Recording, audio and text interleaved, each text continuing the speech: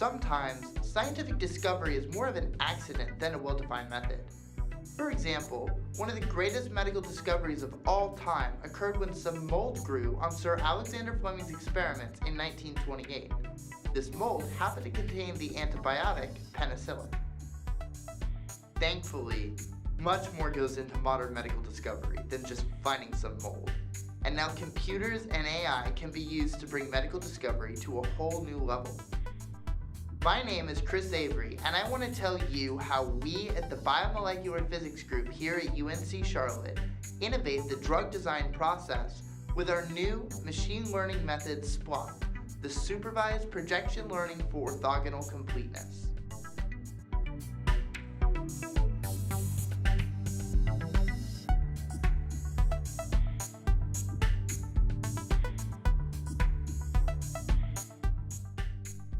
Usually, medicine targets the components that microorganisms like bacteria create to keep themselves alive, such as a bacteria's cell wall.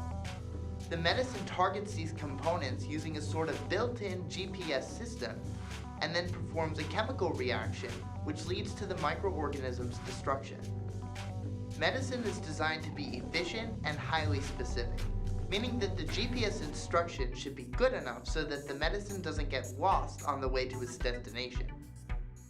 In reality, drugs do this by recognizing the atomic structure of its target molecule, using teeny tiny intermolecular forces that guide it to its binding location.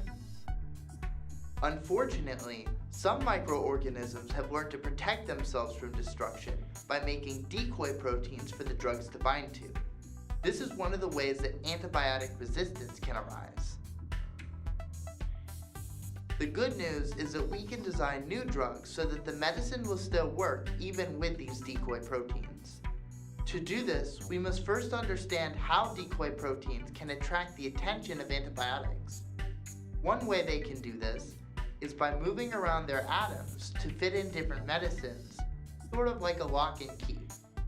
While this might sound easy to look for, proteins are really large structures on a molecular scale, usually being made from thousands of atoms. So trying to find the exact motions that promote drug binding is no small task.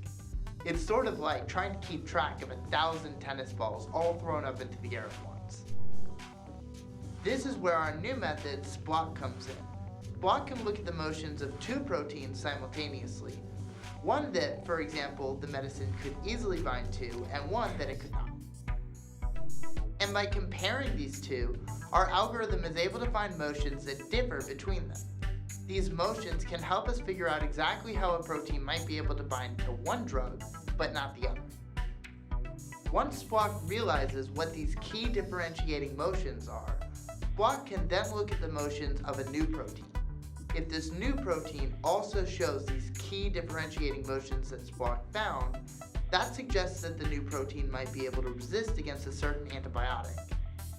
These motions help us figure out mechanisms of antibiotic resistance, which helps us in making new medicine. This reduces the time and the cost of the drug discovery process.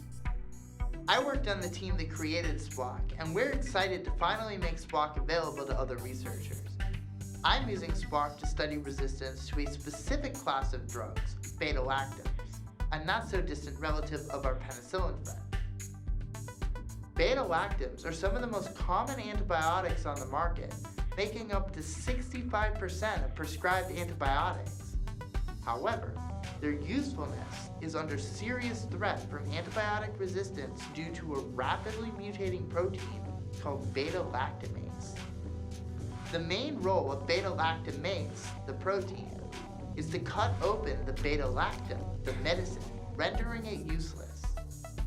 I am using SPLOT to understand how mutations in the beta-lactamase protein affect the beta-lactamase's ability to bind to different drugs and promote antibiotic resistance. We hope that SPLOT will become a useful tool in drug development, leading to new, more effective medical treatments.